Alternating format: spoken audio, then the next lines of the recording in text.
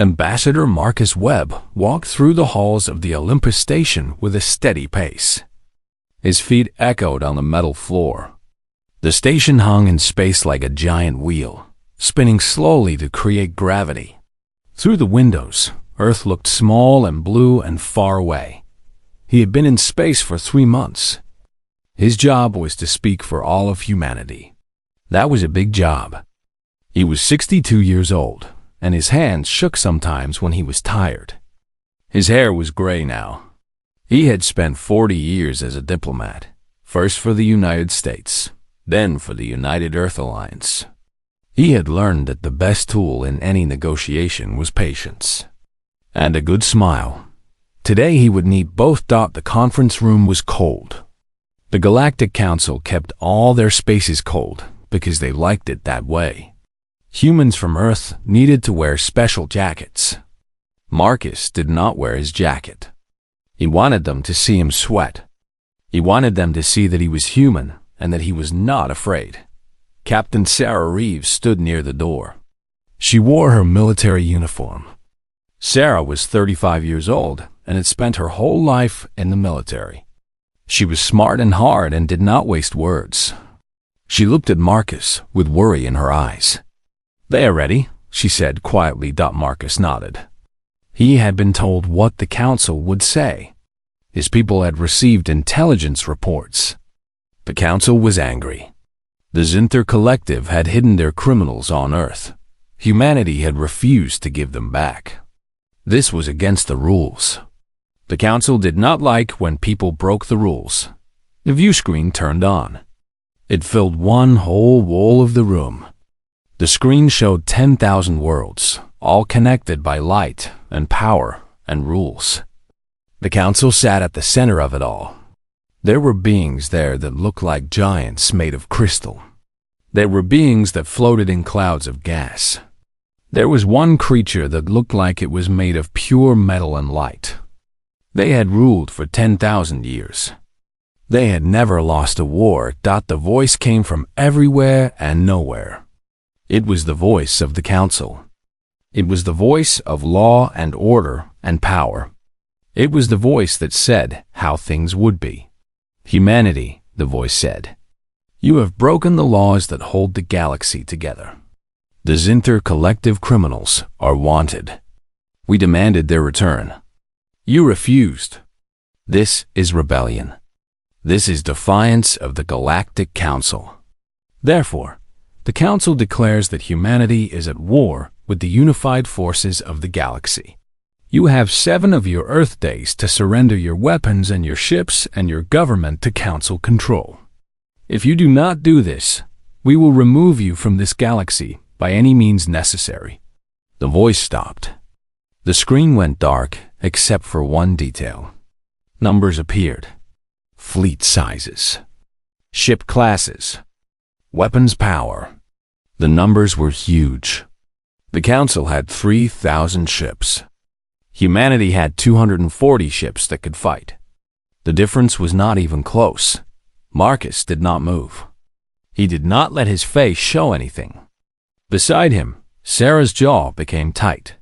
Her hand moved toward her weapon, then stopped. "There was no point in weapons here. Your response?" asked the council voice. Marcus walked to the center of the room. He looked up at the dark screen. Somewhere on the other side of that screen, 10,000 worlds were watching. Somewhere, the council was waiting to hear a human beg for mercy. "The Zinter Collective members on Earth are not criminals," Marcus said. His voice was steady. "They came to us because the council was killing them. They came because they wanted to live. We gave them shelter. We did this because we are human. Humans do not turn away those who need help. We will not surrender them. We will not surrender our ships. We will not surrender our government. You understand the consequences?" The council voice asked.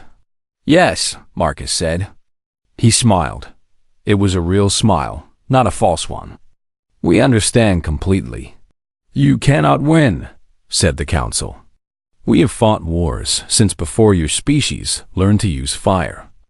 We have technologies you do not understand. We have ships that are larger than your cities. We have weapons that can destroy planets. You have nothing. You are nothing. Marcus kept smiling. Then you have nothing to fear from us. If we truly have nothing, then you can afford to wait. You can afford to listen. You can afford to try peace instead of war. Peace is not possible, said the council. War is declared. You have 7 days. The screen went dark. Sarah and Marcus stood together in the cold room. Outside the windows, Earth was still small and blue and far away. In a few days, fleets would leave that world. Ships would launch from factories that had been turned into war machines. People would die. The galaxy would change. Sarah turned to Marcus. We are going to lose, she said. It was not a question. Marcus walked to the window. He could not see Earth clearly from here. It was just a small point of light. But it was his home. It was the home of 8 billion people. It was a world that had only been in space for 200 years. It was a world that had learned to work together and build together and live together. Now, Marcus said, we will win. How? Sarah asked. Look at the numbers. Look at what they are sending against us. Marcus turned back to her. His smile was still there. Because they have forgotten something. They have ruled for so long that they forgot what it means to fight for your home. They do not understand us. They think we will break. They think we will fall. They think we are like all the other species they have defeated. He walked toward the door. Sarah followed. We are not like them, Marcus continued. We came from a harsh world. We survived ice ages and earthquakes and volcanoes. We learned to work together because we had to. We learned to adapt because we had to. We learned to build impossible things because the possible ones were not enough. They reached the door. Marcus stopped and turned to face Sarah one more time. The council thinks they know how war works. They think power and weapons and time are all that matter. But they have forgotten the most important thing. The council has forgotten what it is like to fight for something you love. They have forgotten what it is like to refuse to quit. They have forgotten what it is like to be human. He pushed open the door. The hallway was long and cold and empty. But somewhere on Earth, people were already beginning to move. Ships were being prepared. Weapons were being made. Scientists were finding ways to do the impossible. The war had not even started yet, but humanity was already smiling back. The shipyard orbited Earth's moon. It was the size of a small mountain.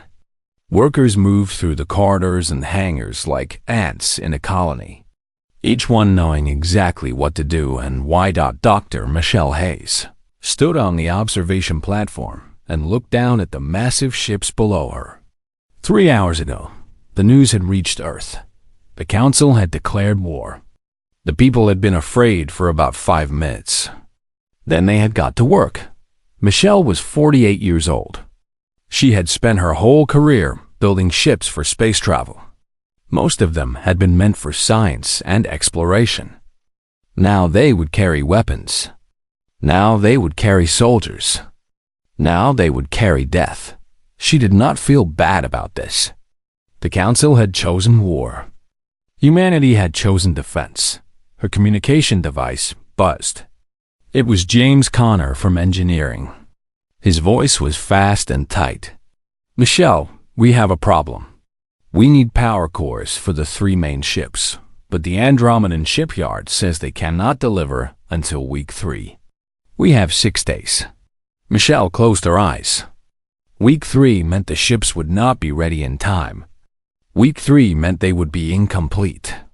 Week 3 meant people would die because the ships were weak. She opened her eyes. 6 days. It was impossible.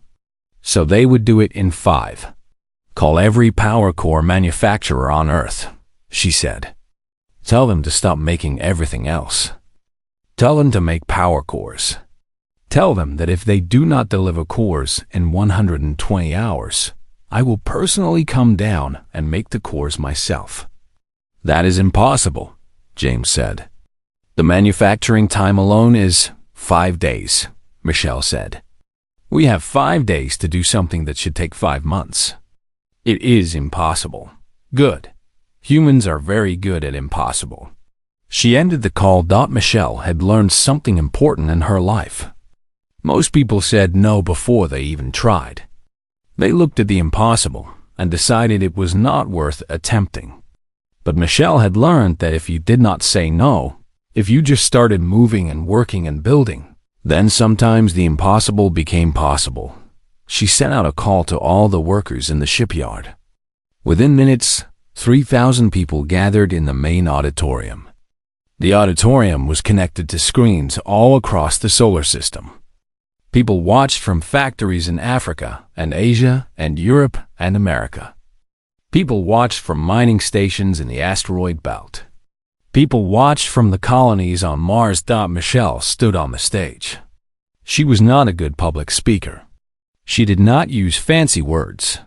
She did not try to make people feel inspired or special. She just told them the truth. "The council thinks we cannot defend ourselves," she said. Her voice was simple and clear. "The council thinks we are weak. The council thinks we have only 200 ships, and they have 3,000 ships. The council thinks that we will break and fall like everyone else has broken and fallen." She paused. Around her, people listened. "They are wrong," Michelle continued. "We are not like everyone else. We come from a planet that tried to kill us every single day. We come from a world where we had to learn to work together or we died. We come from a species that looks at the impossible and builds it anyway." She pointed down at the ships below them. "Those ships need to be ready in 5 days. Everyone here thinks that is impossible. You are right. It is impossible. We are going to do it anyway. We are going to work shifts of 8 hours, and then rest for 4 hours, and then work again. We are going to eat while we work. We are going to fix problems when they happen. We are going to build something that the council said we could not build." She looked around the room. She saw fear in some faces. She saw determination in others. She saw confusion in a few. "Why are we doing this?" asked someone from the Mars colony. "Because the council is coming," Michelle said. "And when they arrive, we are going to show them something they have never seen. We are going to show them what humans are like when their home is in danger. We are going to show them that we will never, ever give up." The workers moved. It was like watching a single organism that had thousands of parts. People dispersed to their stations. They moved with purpose. Machines started. Welders began their work. Engineers checked calculations. Production lines hummed with life and energy. Michelle moved through the shipyard. She had always loved this work. The smell of hot metal. The sound of tools working. The knowledge that humans were building something with their own hands. It was old magic, the kind of magic that did not need computers or fancy names. It was just humans working together, creating something that did not exist before. At one station, Eleanor Russell was working on the targeting systems for the military ships. Eleanor was 30 years old and had been a pilot in the Earth Defense Forces. She knew how to fly better than almost anyone. Now she was teaching the computer systems to help other pilots fight. "The council will kill us," Eleanor said as Michelle approached. "Maybe," Michelle said. "But not today. And not because the ships were not ready." At another station, Michael Torres and David O'Brien were converting cargo ships into transport vessels. They worked with speed and precision. They had built ships before. They had built homes in space. They had built the future. Building weapons transports was just another job. The 5 days moved like time running fast. People worked. Some fell asleep at their stations and were carried to rest areas. Some worked so hard that they could not remember what day it was. But they worked. They kept working. On the fourth day, the first power cores began arriving from Earth. On the fifth day, they kept arriving. On the sixth day, the three main ships were complete. They were not perfect. There were scratches on the hulls. There were systems that had been installed at the last second.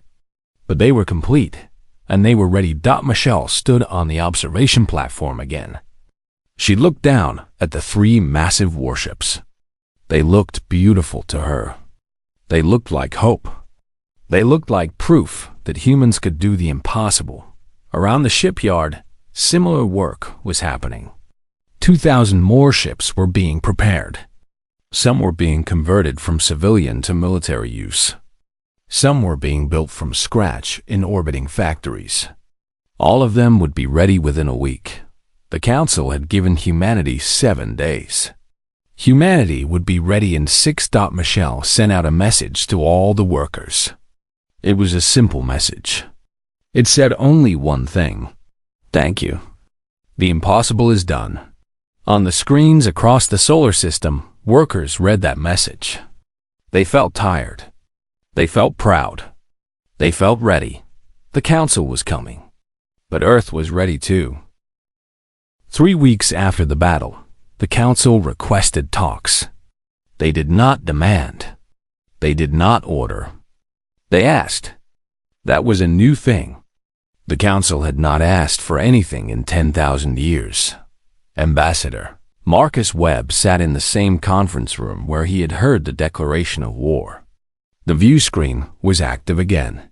But the voice from the other side was different. The voice that had sounded like absolute power now sounded like something trying to understand what had gone wrong. Humanity, the voice began. You have shown unexpected capability. You have damaged our fleet. You have caused us to reconsider our previous assumptions about your species. We propose negotiations. Marcus looked at Captain Sarah Reeves. She stood with her arms crossed. She was not smiling. She was waiting to hear what he would say. She was waiting to see if Marcus would accept this invitation to talk, or if he would demand more. Marcus walked to the view screen. He had prepared for this moment. He had thought about what humanity would ask for. He had talked to the leaders of all the nations of Earth. He had talked to the minds of the scientists and the workers who had made the impossible possible. The Council made a mistake, Marcus said. His voice was calm and clear. The Council thought that power came from weapons and ships and numbers. The Council was wrong. Power comes from will. Power comes from the refusal to give up. Power comes from people who love something enough to fight for it. Are you refusing our proposal? Asked the Council. No, Marcus said. I am accepting it. But I have terms. You are in no position to set terms, the Council said. Marcus smiled. I am in exactly the position to set terms. You came here with 3,000 ships. You left with 2,000 ships. You expected to destroy us. Instead, we damaged you so badly that you had to retreat. That is exactly the position to set terms. The Council was silent for a long time. What are your terms? The voice finally asked. First, Marcus said, the Zinter collective members that are on Earth stay on Earth. No Council member will try to take them. They are under human protection. Any attempt to remove them will be considered an act of war. This is not acceptable, the Council said. Then we continue fighting, Marcus said. He turned as if to leave. Wait, the Council said. We will accept your first term. What are the others? Marcus turned back. Second term. Humanity receives a seat on the Council. Not an observer seat. A full voting seat. Humanity will have the same power as the oldest species in the Council. We will help decide how the galaxy works from now on. This is unprecedented, the Council said. So it was losing a battle, Marcus replied. The Council argued for hours. But they knew that Marcus was right. They knew that humanity had changed things. They knew that the age when the council could simply declare war and win was over. By the evening, they had agreed to Marcus's terms. Humanity would have a full voting seat on the Galactic Council. The Zinter criminals would be protected by Earth. The war would end immediately. But Marcus had one more thing to say. He looked directly at the view screen. He did not know who he was looking at, but he looked anyway. "There is one more thing," he said. "The Council has ruled for 10,000 years. You have brought peace to the galaxy, and for that, we respect you. But the age of rule through fear is over. The age of rule through power alone is over. You can rule with humanity now, or you can find new ways to rule. But you cannot rule over us anymore. What happens now?" asked the Council. "Now," Marcus said, "we build the future together." The view screen went dark. Sarah Reeves walked to Marcus. She was smiling now. It was a real smile, not a soldier's smile. "We did it," she said. "We actually did it." Marcus felt the weight of all those days lift from him. The war was over. Humanity had not just survived. Humanity had won. Not won through dominance or cruelty. Humanity had won through determination and unity, and the refusal to accept that they were small. "Send the message to Earth," Marcus said. "Tell them that we have a seat at the table. Tell them that the Zinter are safe. Tell them that we can stop being afraid." As Sarah left to send the message, Marcus turned back to the view screen. The Council would call again soon with details about the terms, about the first meeting of the new Council, about the future. But for now, there was silence. And in that silence, Marcus thought about what it meant. For 200 years, humanity had been a young species trying to fit into a galaxy that had rules older than Earth's history. For 200 years, humanity had been careful and quiet and deferential. Now, everything was different. In 3 hours. The message from Marcus reached Earth. In cities around the world, people heard the news. There was joy, but not the crazy kind of joy. There was relief, but not the kind that made people forget what had happened. There was pride, the kind that comes from knowing you did something impossible. On the moon, Dr. Michelle Hayes heard the news while standing in the shipyard. The shipyard where humans had done the impossible in 5 days. She thought about all the workers who had moved like a single organism to build the ships and prepare for battle. She thought about the pilots like Alex Martinez and Hannah Brooks, who had flown in ways that confounded the Council. She thought about the Admiral Catherine Lewis, who had understood what victory meant. Humanity had not just survived. Humanity had learned something fundamental about itself. Humanity had learned that when it was time to do the impossible, humans could do it. When it was time to fight, humans could fight. And when it was time to stand firm, humans would not break. The Galactic Council had declared war on humanity. Humanity had smiled back. And in that smile, the Council had seen the future. The future where Earth was not a small planet with a young species. The future where Earth was home to something special. Something dangerous. Something that would never give up.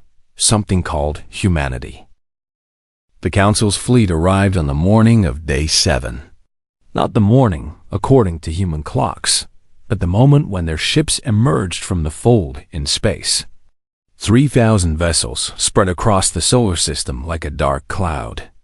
Each ship was larger than a human city. Each ship had weapons that could destroy planets. Admiral Catherine Lewis sat in the command center of the defense, Station Sentinel. The station hung between Earth and the Moon. It was humanity's last line of defense. Beside her stood Commander George Palmer, who handled the tactical displays. Catherine was 56 years old. She had spent 30 years as a pilot before becoming an admiral. She had flown faster than anything human technology could make. She had seen things in space that would have driven a younger person to madness. But she was calm now. She was always calm before battle. All fleet units are in position, George said. His fingers moved across the displays. Colored lines showed the human ships spreading through the solar system. They looked like dust compared to the Council forces, but the dust was organized. The dust had a plan. Report on Council ship positions, Catherine said. They are moving into standard invasion formation. They are sending ships toward Earth orbit. They are sending ships toward Mars colony. They are sending ships toward the mining stations. They do not believe we will fight. They are organizing for occupation, not battle. Catherine smiled. This was exactly what she expected. The Council had never fought a species that was ready. The Council had never fought a species that did not fear them. The first human attack came from mining cutters. These were not military ships. They were ships designed to break apart asteroids and collect minerals. They had been fitted with kinetic weapons. The pilots were miners and engineers who knew how to move in 3 dimensions the way the Council pilots never could. Pilot Alex Martinez flew his cutter toward a Council destroyer. The destroyer was massive. It was designed to intimidate. It was designed to be seen and feared. Alex flew his cutter in a way that made no sense to the destroyer's defense system. The human pilot flew in spirals and twists. He flew in patterns that looked like suicide, but were not. The destroyer's weapons could not track him. "Fire," Alex said to his weapons officer. The kinetic weapons on the cutter fired. They were not powerful, but they were accurate. They hit the destroyer's sensors.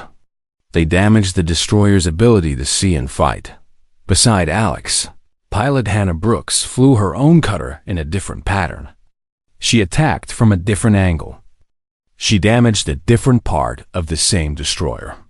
The Council destroyer, designed to fight other ancient ships with ancient weapons, could not deal with these human pilots. It could not move fast enough. It could not think quickly enough. The destroyer exploded. It was the first Council ship to fall. It would not be the last. Across human space, similar battles began. The human strategy was not complicated. It was simple. The Council expected to be strong. The Council expected to be powerful. The Council expected to win because they always won. Humanity had no intention of fighting the way the Council expected. Instead, humans fought like humans. They used speed. They used creativity. They used the ability to think in new ways. They used the fact that they had nothing to lose and everything to fight for. The larger human warships joined the battle.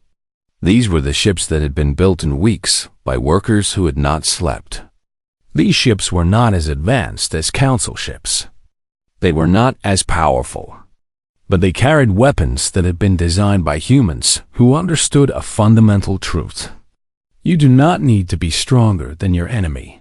You need to be smarter. Captain David Reeves commanded the battleship Pioneer. He was 42 years old and had been born in space. He had never seen Earth. He had never walked on a planet. But he understood his ship. He understood his crew. He understood how to make things work when they should not work. All ships maintain evasive pattern Delta 7, David said. His words went to all the human ships in the area. Keep moving. Do not let them target us. Use our speed. The Pioneer flew close to a Council battleship. The Council ship fired its weapons. The weapons passed through the space where the Pioneer had been a second ago. But the Pioneer was not there anymore. It had moved. The human pilot knew this would happen. The Council pilot did not. The Pioneer's weapons fired back. They hit the Council ship's engine. The massive ship slowed. That was enough. The battle continued for hours. The Council ships were designed for slow, powerful dominance. They were designed to overwhelm enemies with force. They had never fought enemies that danced around them. They had never fought enemies that thought in ways that were alien to their own thinking. 14 hours after the battle began, the Council fleet was broken. not defeated. The Council still had ships, but the Council had lost nearly 1,000 vessels. Humanity had lost 23 ships. The mathematics had changed. Admiral Catherine Lewis watched the displays. She watched the Council ships beginning to retreat. They were pulling back. They were organizing a withdrawal. They were deciding that Earth was not worth the cost of the battle. She turned to George Palmer. "Send this message to all Council vessels. Tell them we have space available if they want to leave now. Tell them that every ship that stays will be destroyed. Tell them that Earth does not want to kill them, but Earth will if necessary." The message was sent. There was no response. The Council ships continued to retreat. One by one, they folded back into the space between spaces and disappeared. By the end of the day, the solar system was clear of Council forces. Catherine sat in her chair. She was very tired. She had not slept in 30 hours. Around her, the crew of Sentinel Station was also tired. They had been through something that had never happened before. They had fought the Galactic Council. They had won. "Admiral," said a young officer. His name was Robert. He was very young, maybe 25. "Yes?" Catherine asked. "Are we going to die?" Robert asked. His voice was small. Catherine looked at him. She looked at his young face. She thought about what had just happened. The Council had tried to destroy Earth. The Council had failed. The Council had retreated. "No," Catherine said. "We are not going to die. We are going to live. And tomorrow, the galaxy will know that we are not afraid of them anymore." She looked at the empty space where the Council fleet had been. She thought about the message that she would send to Earth. She thought about what this victory meant. Humanity had faced the darkness. Humanity had faced the overwhelming power of the Galactic Council. And humanity had smiled back. The war was over. But everything else was just beginning. 6 months after the war ended, Earth had returned to normal, or what had become the new normal. The factories that had built weapons were now building other things. The soldiers had come home. Life on the planet had resumed, but it was different now. Everyone knew what they had done. Everyone understood what they were capable of. Ambassador Marcus Webb stood in the new Council chambers. The chambers had been built on a station that orbited between 5 different worlds. It was neutral ground. It was a place where all species could meet as equals. The human chambers were beautiful. They had windows that looked out at the stars. They had spaces for humans to work and think and plan. The first human council members had been chosen carefully. Dr. Patricia Johnson was a scientist who had helped optimize the weapons for the war. She represented human knowledge and innovation. Captain David Reeves was a military leader who had shown brilliance in combat. He represented human strength and determination. And there was Elena Zhang, an engineer from Earth, who represented the practical side of humanity. These 3 would help the Council rule the galaxy. But Marcus was the one who would speak to the Council first. Marcus was the one who had started this journey. The Council gathered. Representatives from 1,000 different species stood in the Great Chamber. Some floated. Some stood on legs. Some moved through liquid in their own personal tanks. Some existed as pure energy contained in crystal vessels. They were all different. They were all powerful.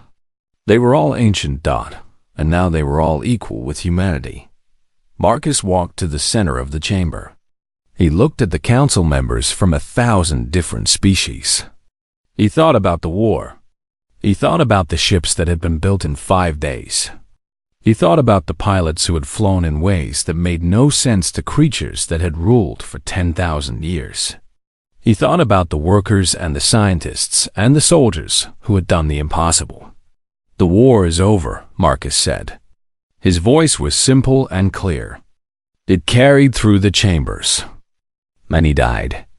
Many ships were destroyed. Many families lost people they loved. But the war changed things. It changed the council. It changed the galaxy. It changed what is possible. He paused. He looked at each of the council members. For 10,000 years, the council ruled through power. The council decided what was right and what was wrong. The council decided who would live and who would die. This worked for a long time. But it could not work forever. Power alone cannot hold a galaxy together. Fear alone cannot make people work together. Trust is stronger than weapons. Cooperation is stronger than dominance. What do you propose? Asked one of the council members. It was a creature made of crystal and light. I propose that we change how the council rules, Marcus said. I propose that we listen to all species, not just the oldest ones. I propose that we make decisions together, not by voting and counting numbers, but by understanding and agreement. I propose that we lead through example, not through threat. This is dangerous, said another council member. This one was ancient and moved slowly. Without power, chaos comes. There is power in unity, Marcus said. There is power in understanding. There is power in a species that knows it is part of something bigger. Humanity did not defeat you through greater weapons. We defeated you through greater will, through the refusal to accept that we were small or weak or without value. That kind of power cannot be taken away by war. It can only be shared. The council argued for many hours. But change was coming. They all knew it. They could feel it in the way Marcus spoke. They could see it in the way the human council members looked at them. They could understand it because they remembered the battle. They remembered what it was like to face an enemy that would not give up. By the end of the day, the council had approved new laws. The laws that would change how the galaxy was governed. The laws that would make humanity equal to the oldest species. The laws that would create a galaxy where all voices mattered. In the weeks that followed, humans took their place in the galaxy. They worked with scientists from 1,000 worlds to solve problems. They worked with builders from 1,000 worlds to create new stations and new cities. They worked with explorers from 1,000 worlds to discover new things. But the thing that surprised everyone was that humans were very good at working with others. Humans were adaptable. Humans understood how to compromise and cooperate. Humans had learned these things on Earth, where they had learned to live together despite being many different peoples and nations. A year after the war ended, there was a celebration. It was not a celebration of victory. It was a celebration of peace. Humans and aliens gathered on stations and ships and worlds. They shared food and music and stories. They learned about each other. Dr. Patricia Johnson taught a class to aliens about human science. She explained how humans had discovered the nature of the universe through observation and mathematics and creativity. The aliens were fascinated.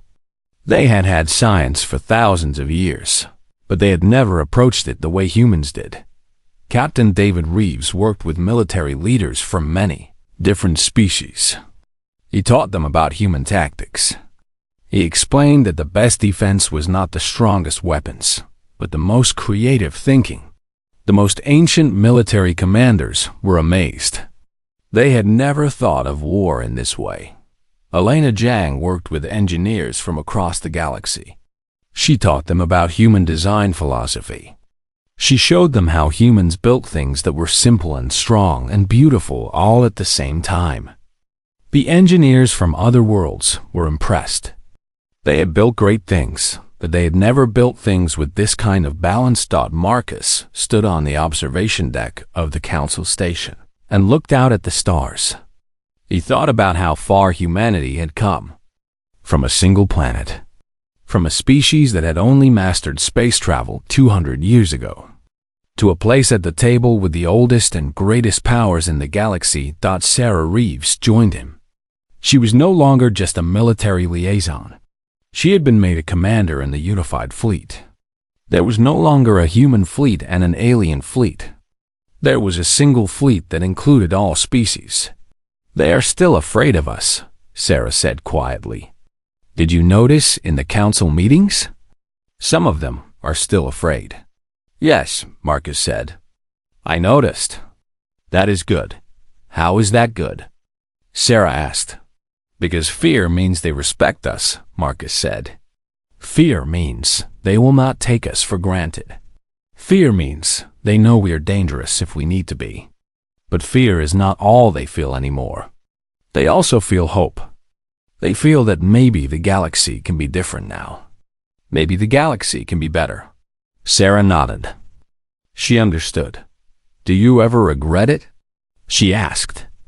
The war, the death, the destruction. Marcus was quiet for a long time. He looked at the stars.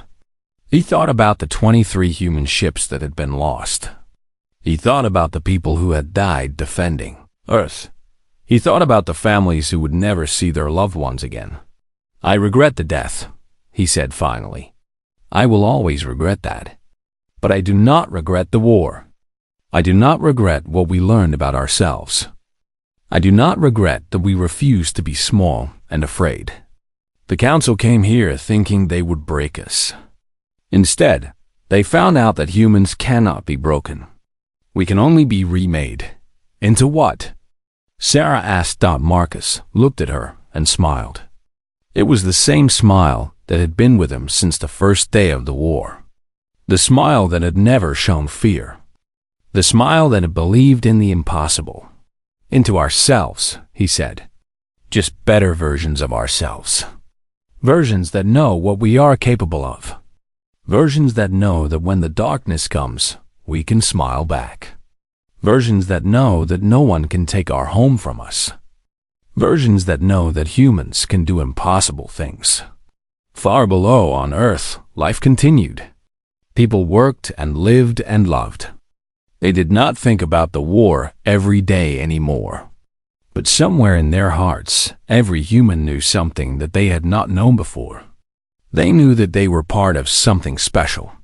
They knew that they were part of a species that could face darkness and refuse to be afraid. The Galactic Council had declared war on humanity. Humanity had smiled back.